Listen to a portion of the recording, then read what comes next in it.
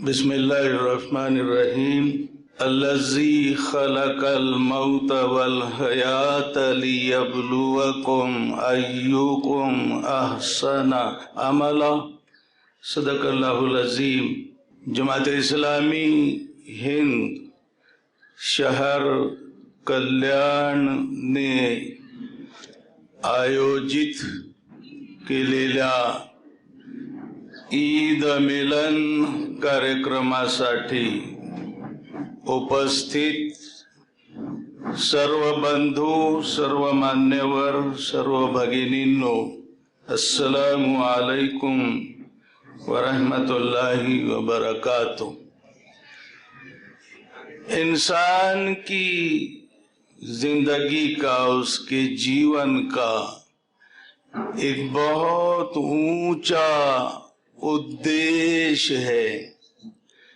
इंसान इस धरती पर यूं ही खाने पीने और मर जाने के लिए नहीं पैदा किया गया।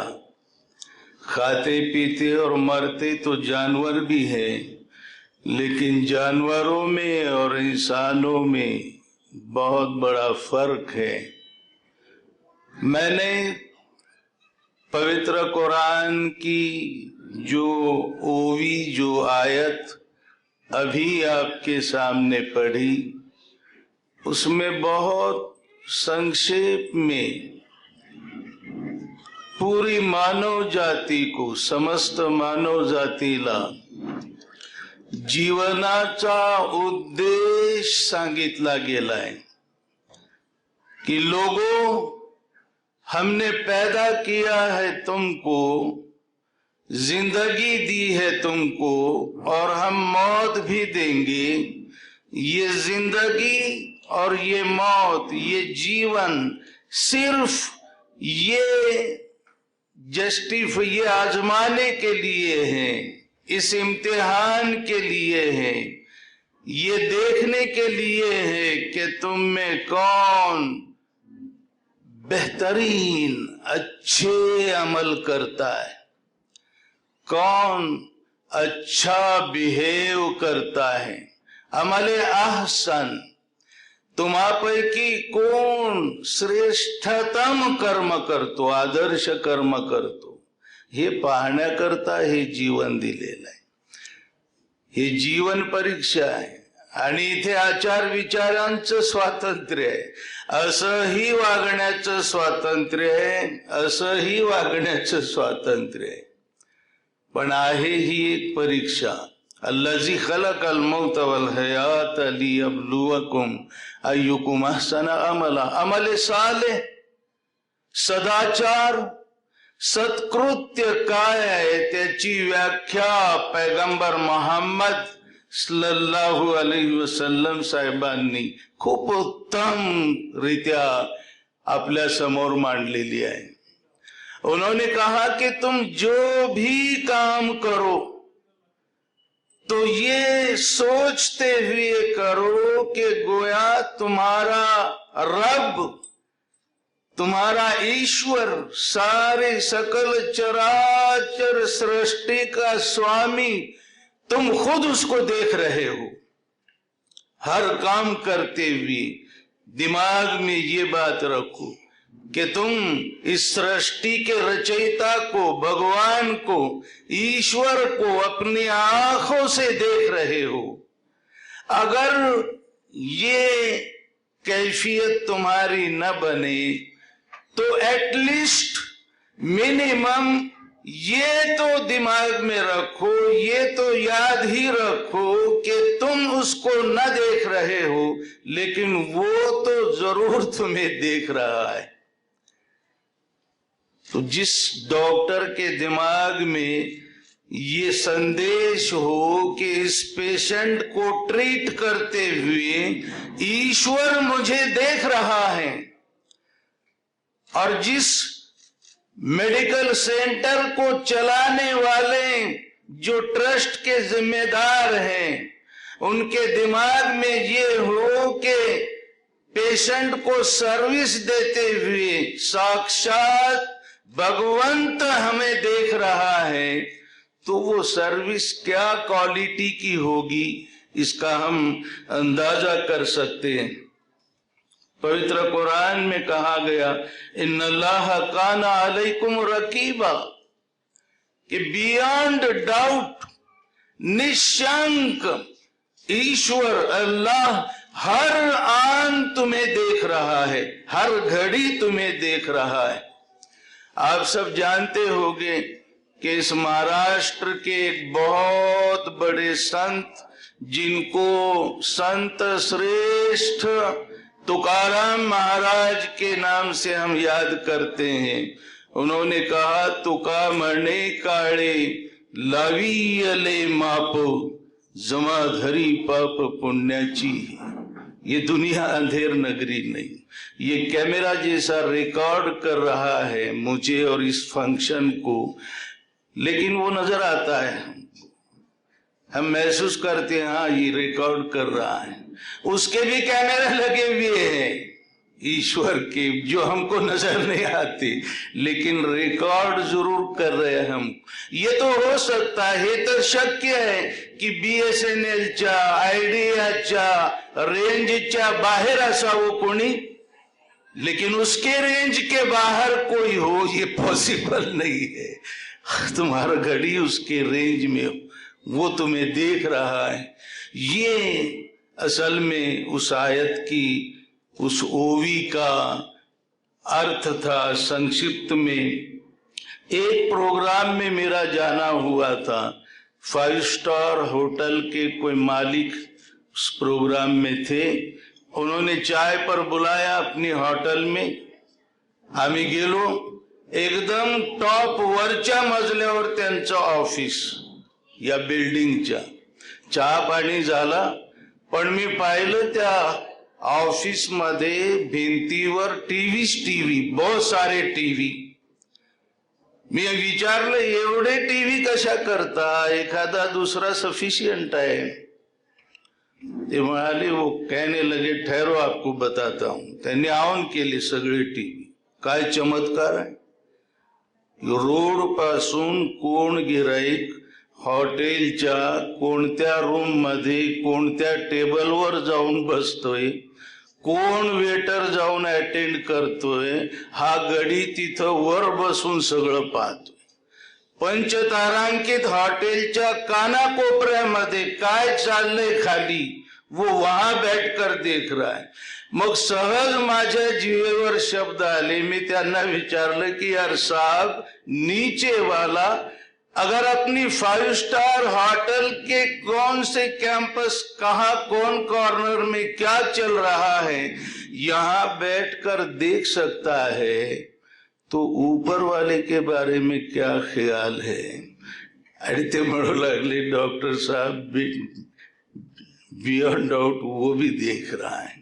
बस ये रोजा इसीलिए, ये ईद इसीलिए, ये कुरान का मेन मैसेज यही है कि ये दुनिया अंधेर नगरी नहीं, और यूं ही तुमको मरकर फना होना नहीं, बल्कि इसके बाद एक जिंदगी। ईद जो मनाई गई इसको भी आसन होना चाहिए। सणासुदींना सुद्धा किती आसन ना पवित्र असलं पाहिजे सण तो। ईद उल फित्र असं रमजान ईदचं नाव आहे, आणि त्याचं कारण हे आहे की फित्र नावाचं विशेष असं दान आहे, जे खात्या पित्या कुटुंबाकडून पर हेड त्या घरातील लहान थोर प्रत्येक माणसातर्फे 2.5 किलो धान्य गरिबांना दिलंच पाहिजे, मगच ईदला यायचं ईदगावर, नाहीतर येऊच नको, फिरकू नको इकडे, पैगंबर साहेब म्हणाले। फित्र नावाचं दान देऊन ईद साजरी करायची, म्हणून या ईदचं नाव ईद उल फित्र आहे। एखाद्या कुटुंबात 10 मेंबर्स असतील लहान थोर, तर या कुटुंबातर्फे 25 किलो धान्य जे ते वापरतात दैनंदिन जीवनात, ते फित्र म्हणून दान दिलं पाहिजे। ही ईद दानोत्सव आहे। किती आदर्श ईद आहे. मग ईदगावर यायचं, मग एकत्र खांद्याला खांदा लावून उभं राहायचं, मग ईश्वराचं गुणगान करायचं, नमाज अदा करायची. ही स्टँडर्ड ईद सुद्धा बेहतरीन अंदाज में साजरी गेली पाहिजे. खरं तर रमजानची 2 वैशिष्ट्ये आहेत. आता जाता जाता मी एक उल्लेख करतो की गरिबांना जे द्यायचंय ना, चॅरिटी जी आहे ना, डॉक्टर साहेबांनी त्यांच्या अगोदर उल्लेख केला एका आपल्या वक्त्यांनी, मान्यवरांनी, की तुम्ही बँकेमध्ये तुमचे पैसे ठेवा आणि जे व्याज येईल त्याच्यावर गरिबांची सेवा करा. हे पण चांगलं आहे, नाही असं नाही.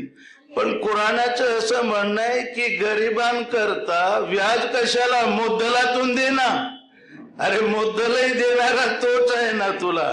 गरिबांना दिल्यानं कमी होणार नाही आहे, व्याजावर नको. व्याज तुकोबांनी वडिलोपार्जित कर्ज रोखे कोट्यवधी रुपयांचे त्या काळचे सावकारकीचा व्यवसाय होता त्यांचा, ते इंद्रायणीत बुडवले. माहिती आहे सर्वांना, इंद्रायणीत बुडवले. व्याज तर सोडलं, मुद्दत पण सोडून दिली. या शेतकऱ्यांच्या आत्महत्यांचा उल्लेख आला. का होतात या आत्महत्या? व्याजावर व्याज, व्याजावर व्याज, व्याजावर व्याज. तो आपला आजचा विषय नाही. पण ईदची 2 वैशिष्ट्ये आहेत. एक आहे रोजा आणि दुसरं वैशिष्ट्य आहे कुराण. रोजा म्हणजे उपवास, सर्व धर्मियांमध्ये आहे, बरोबर ना. सब धर्म के लोग किसी न किसी तरह उपवास रखते हैं. दिन अलग होंगे, पद्धत उसकी अलग होगी, लेकिन उपवास है. क्रिश्चियन लोगों में है, जैन भाइयों में है, वारकरियों में है. अभी करीब आ रही है एकादशी. कुराणाचं म्हणणं आहे हा रोजा उपवास कशा करता, उद्देश काय? कुराणात आहे लअल्लकुम तत्तकून. रोजांचा उद्देश आहे तकवा, ईश भिरुता, परहेजगारी. तुम्हाला बीपी आहे, शुगर आहे, डॉक्टरांनी पथ्य सांगितलं की नाही? सांगतात ना डॉक्टर पथ्य, आणि आपण पाळतो की नाही? ते पाळतो.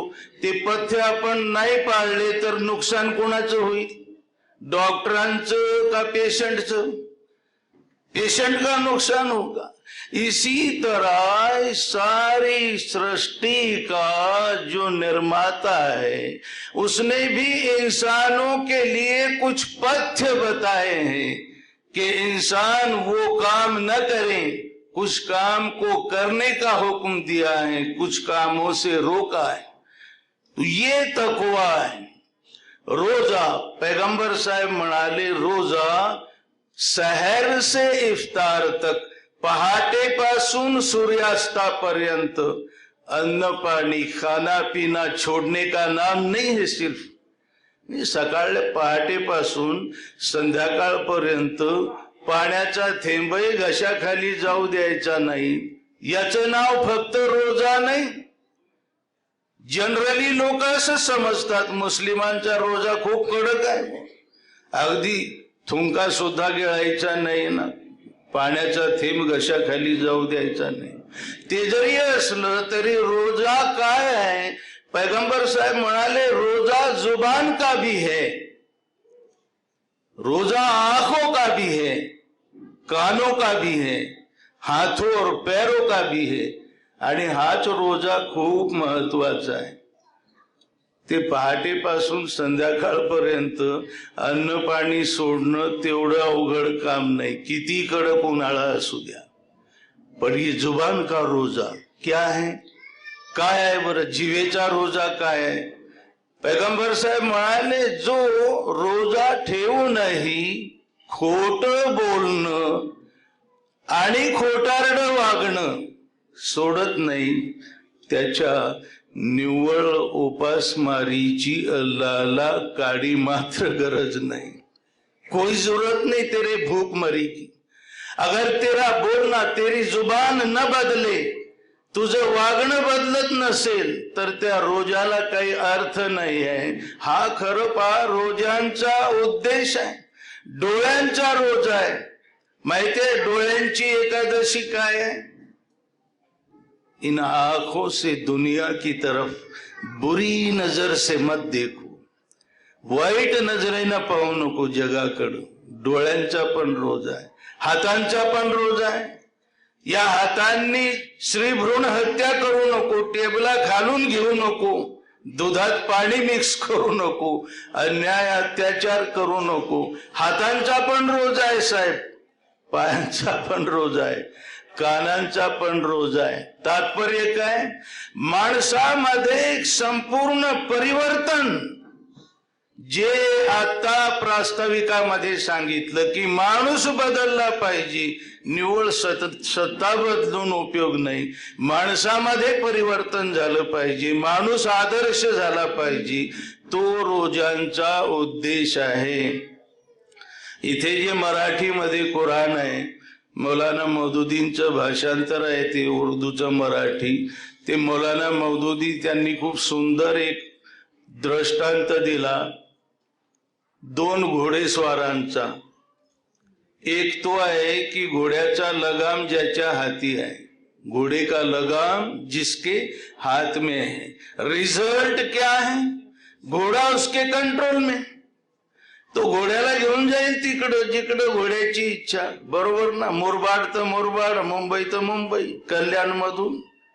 दुसरा जो घोडेस्वार आहे ना, हा घोड्याचा लगाम त्याच्या हातून सुटलेला आहे, लगाम उसके हाथ में नहीं। रिजल्ट क्या है? घोडं त्याच्या कंट्रोल मध्ये नाही। त्याची गत अशी आहे की उलट हाच घोड्याच्या कंट्रोल मध्ये आहे, घोड़च त्याला घेऊन जाईल। घोड़ा ही उसको ले जाएगा वहां जहां घोड़े की मर्जी, घोड़े के कंट्रोल में है वो। ये घोड़ा, हे घोड दुसरं तिसरं काही नाही महाराज, हे घोड म्हणजे वासना आहे, तो वासना, ख्वाहिशाते नफ्स। आणि जगातली ही सारी माणसं नफ्स नामी घोडे पर स्वार, घोडस्वार की तरह आहे। आपण सर्व घोडेस्वार आहोत, घोडा आहेत या वासना, ख्वाहिशाते नफ्स। रोजा कशा करताय? तकवा म्हणजे काय? वासना रूपी घोड्याचा लगाम रोजेदाराच्या, उपवास ठेवणाराच्या हाती यावा, वासनांवर त्याला कंट्रोल प्राप्त व्हावं, त्याकरता रोजा आहे। माणसं वासनांची गुलाम झालेली आहेत, वासना कुठेही घेऊन जातात माणसा। संध्याकाळ झाली की permit room, beer bar room full आहेत, क्या करेगा बेचारा? लगाम हाथ में नहीं, लगाम हातून सुटलाय। रोजा याच्या करताय आणि रोजेदारामध्ये परिवर्तन हा त्याचा उद्देश आहे। ईदचं दुसरं वैशिष्ट्य आहे ते कुराण आहे, त्याच्या काही शिकवणी आपल्या सर्वांसमोर ठेवणं महत्वाचं आहे। मला वाटतं ईद विषयी बोलताना कुराणाच्या महत्वाच्या ज्या शिकवणी आहेत मूलभूत त्या 3 आहेत। त्यापैकी पहिली, जिचा सुरुवातीलाच मी थोडासा उल्लेख केला, ओझरता, कुराणाची ही ठाम भूमिका आहे की ही सृष्टी ना तर आपोआप अस्तित्वात आली आणि ना अनेकानेक ईश्वर भगवंत हिचे निर्माते आणि चालक मालक आहेत।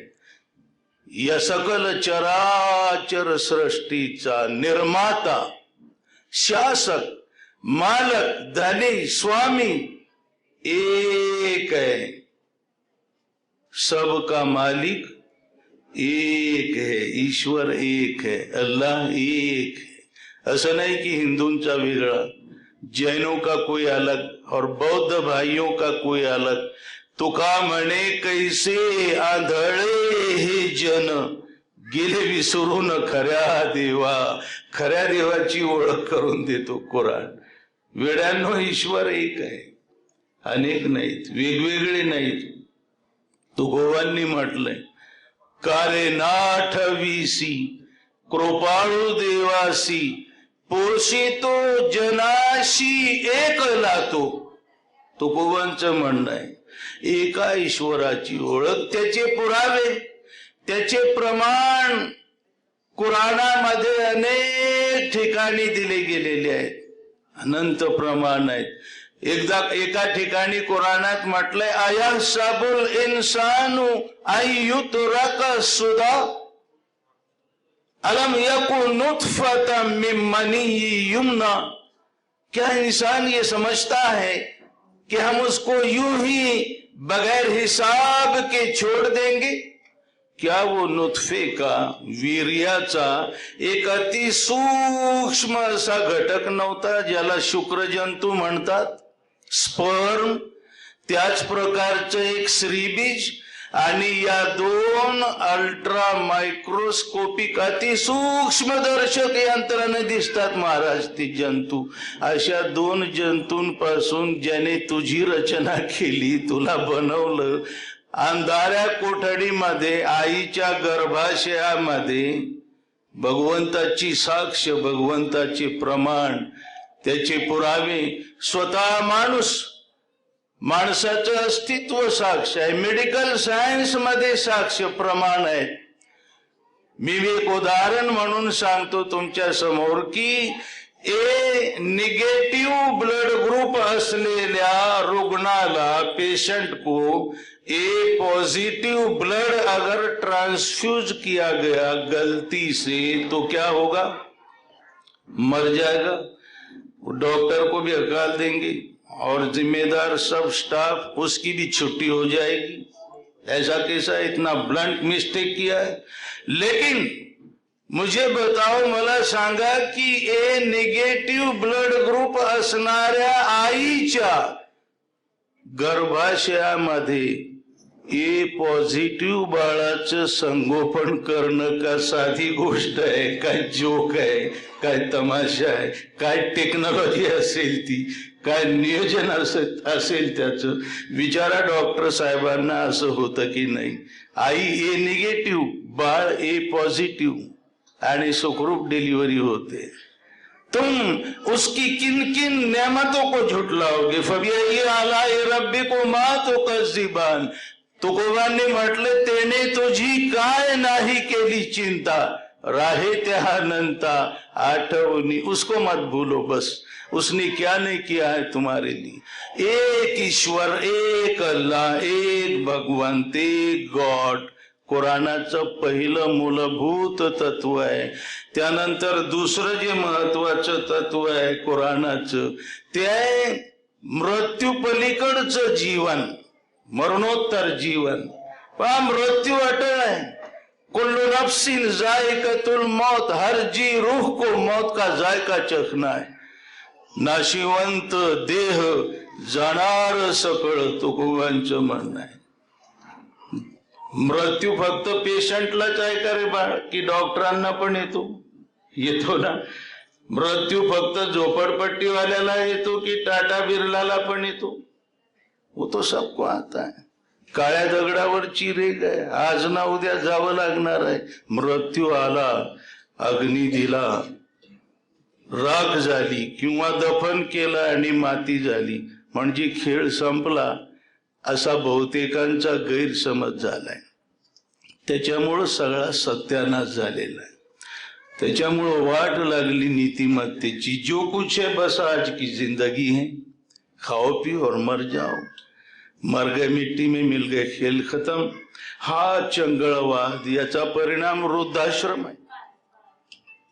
मुद्दाम तुम्हाला उदाहरण देतो वैद्यकीय क्षेत्राचं. डॉक्टर बोधमगावकर, सुप्रसिद्ध बालरोग तज्ञ, नांदेड जिल्ह्यातले. हम दो हमारे दो, एक मुलगा एक मुलगी. मुलाला सर्जन बनवलंच आहे, MS. मुलगी गायनेकोलॉजिस्ट आहे, MD DGO. मुलगा अमेरिकेत, मुलगी पण अमेरिकेत. आणि डॉक्टर साहेब म्हातारे झाले. म्हातारपणी 5 वर्ष वृद्धाश्रमात राहिले. वृद्धाश्रमातच गेले.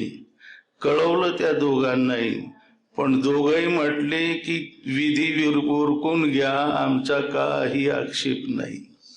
डॉक्टर बनवलं, सर्जन बनवलं, गायनेकोलॉजिस्ट बनवलं आणि म्हातारपणी वृद्धाश्रमात राहायची वेळ आली. हा चंगळवाद, ये जरपरस्ती, ये दुनिया परस्ती, जिथे मायची ओळख नाही, बापाची ओळख नाही आणि ही एखादी अर्धी केस नाही, आपण सोडून दिलं असतं. या महाराष्ट्रातले एक एक्स VC डॉक्टर साहेब आज वृद्धाश्रमात आहेत, व्हाईस चान्सलर. आम्ही एका केंद्रीय मंत्र्यांना भेटलो वृद्धाश्रमात जाऊन. साधा प्रश्न नाही, सिरियस प्रश्न आहे हा चंगळवाद जो बोकाळत चाललेला आहे. आणि याचं मूळ कारण जे आहे ना, माणसं पैसा करता कशी पिसाळली, जशी कुत्री पिसाळतात, जशी जनावर पिसाळतात.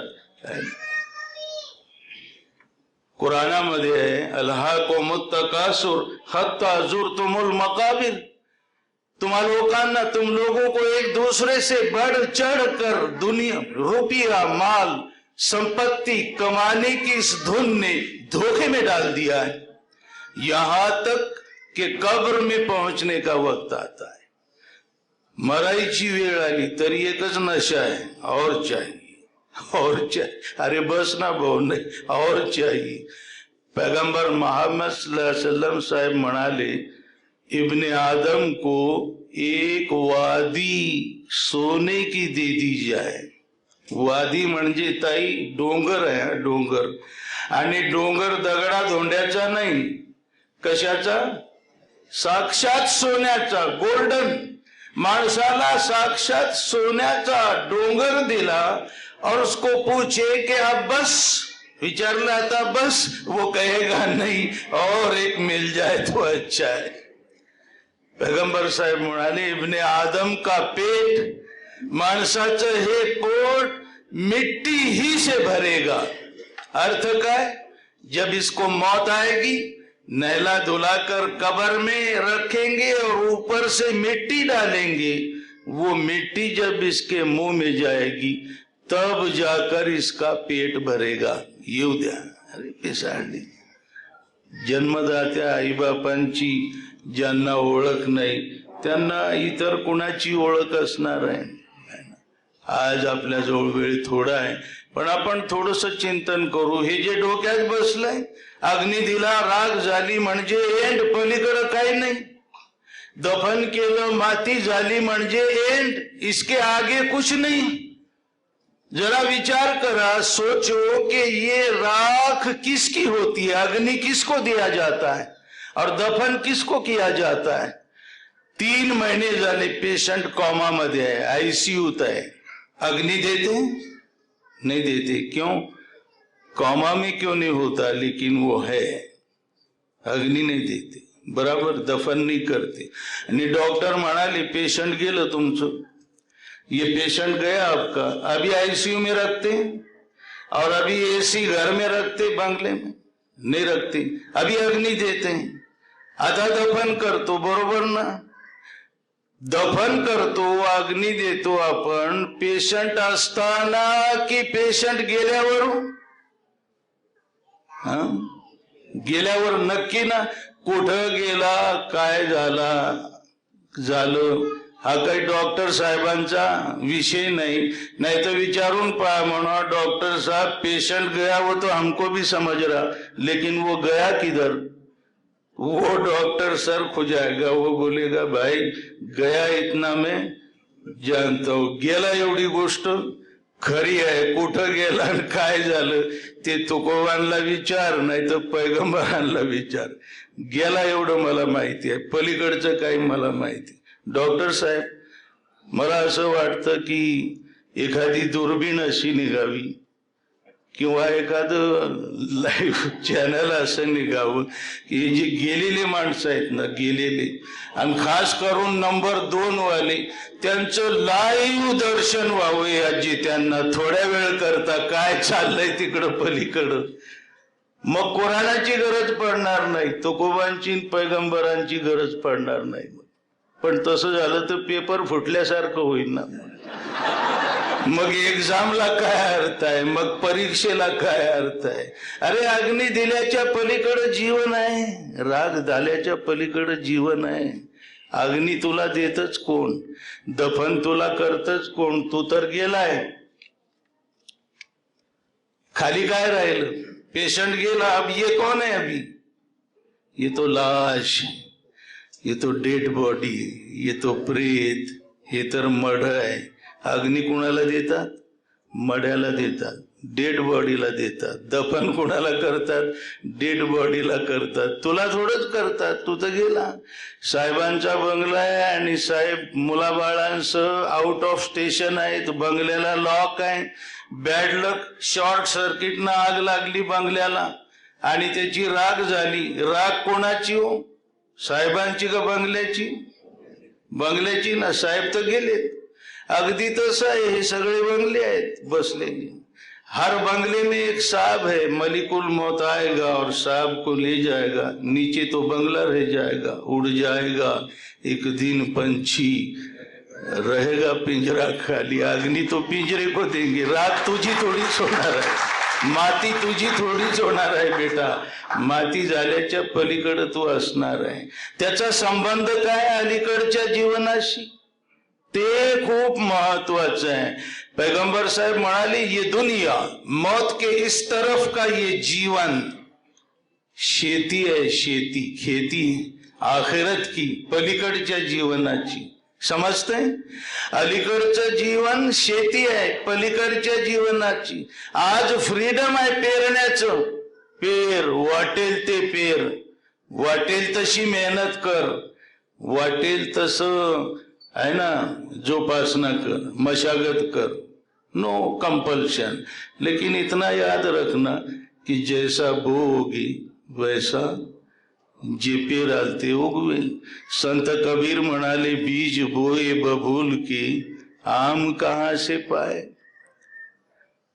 आणि तुकोबा म्हणतायत, पेरी कडू जिरे मागे अमृत फळे, अरके वृक्षा केळी कैसे येती. भाऊ, रुईच्या झाडाला केळी तुझ्या बापाने पाहिल्यात का कधी, होतं का असं? नाही. मग जैसा तुला जीवनाचं जर सार्थक करायचं असेल, या जन्माचं चीज करायचं असेल, तर आज त्याच्या इच्छेनुसार जीवन जग, इमाने इतबारी जीवन जग, सत्यानं, प्रेमानं, बंधुत्वानं. आग लावायचं काम करू नको. जन्म आग विझवण्याकरता, आग लावण्याकरता नाही. आणि तुला पेटवायची एवढी हौस असेल ना, तर मी म्हणत असतो, गोरगरिबांच्या चोली हजारो बिचाऱ्या, त्या कधी पेटत नाही, त्या पेटवरे ते दुआ तरी देतील. जीवनाचा अर्थ हा मृत्यू पलीकडे जीवन अकाउंटेबल आहे, जाब द्यावा लागेल. दुधाचं दूध, पाण्याचं पाणी होईल.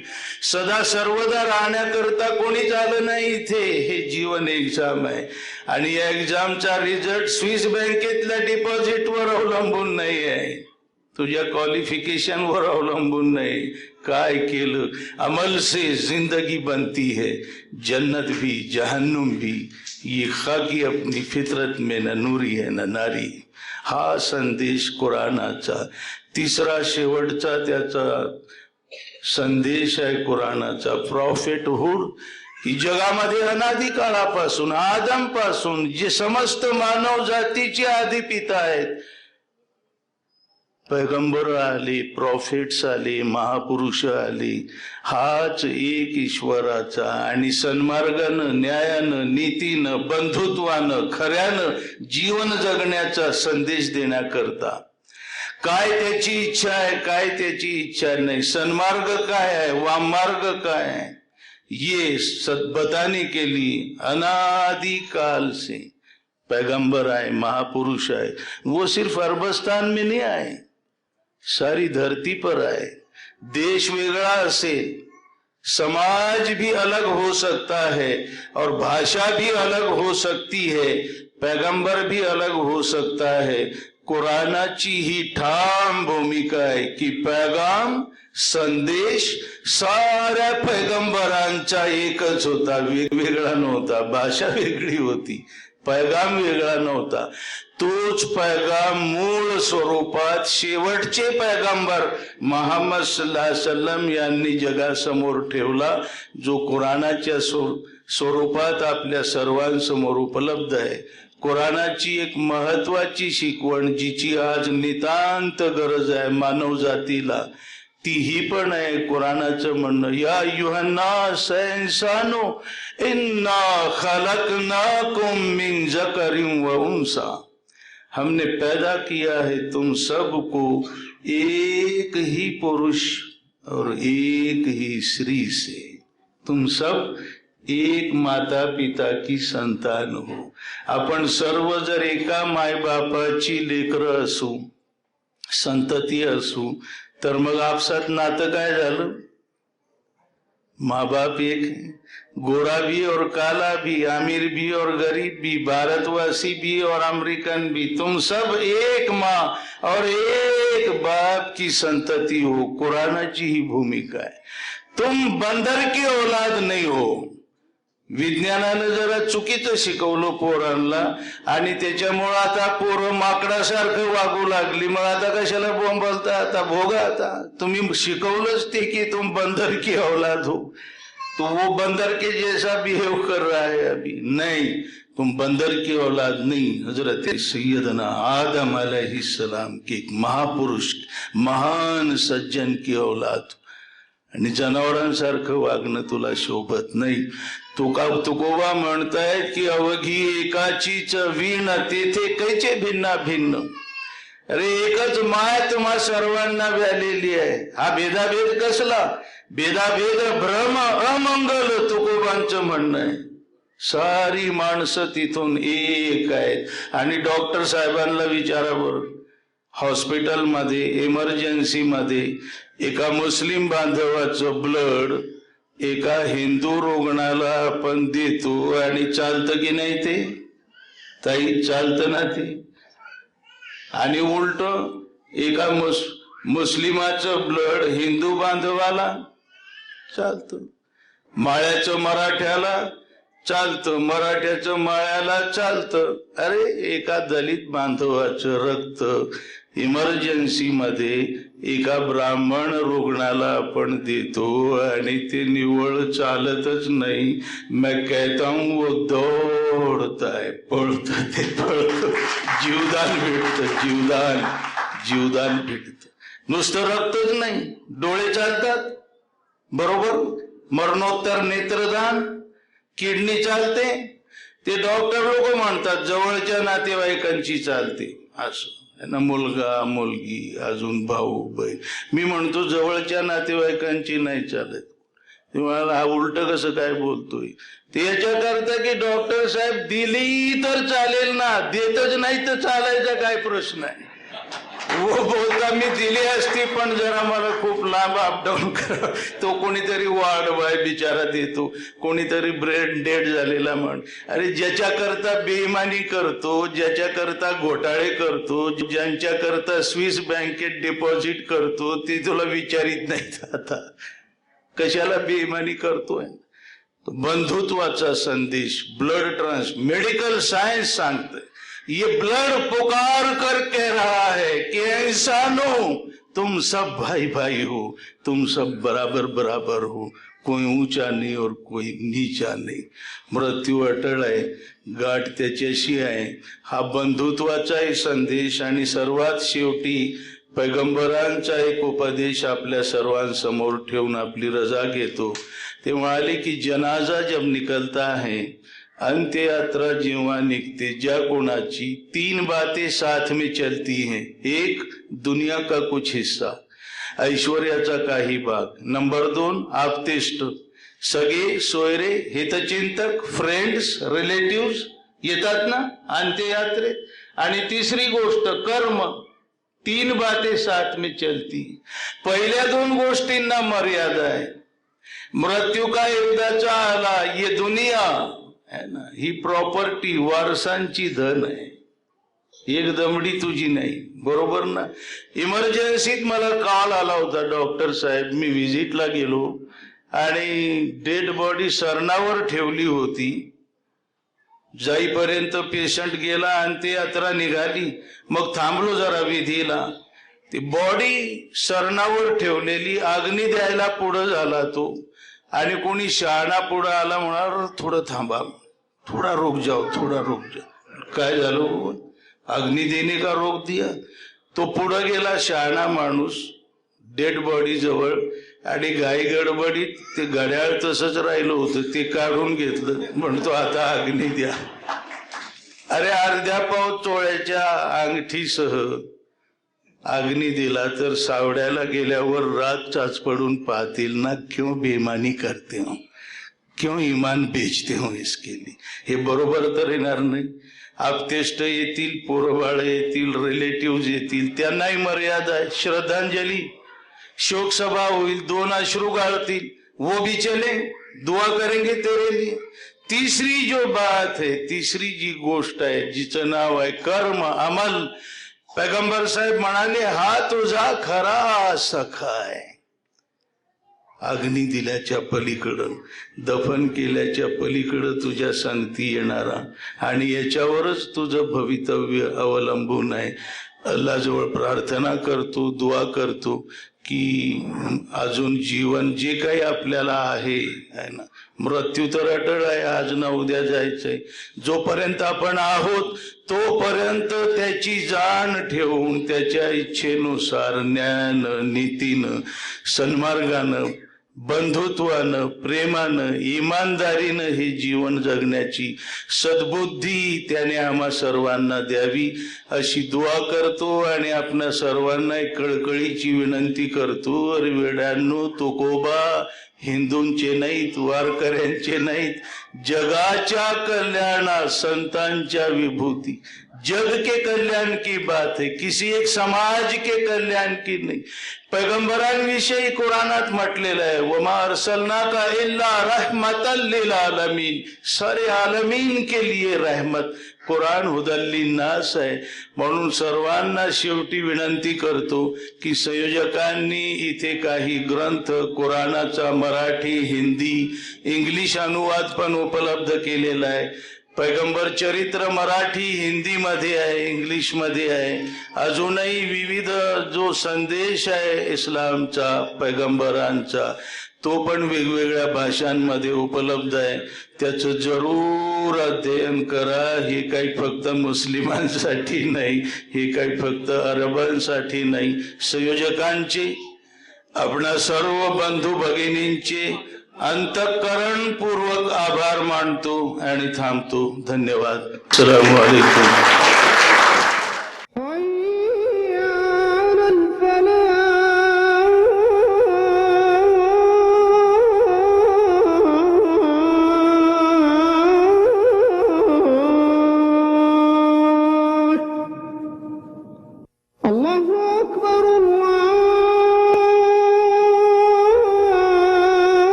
لا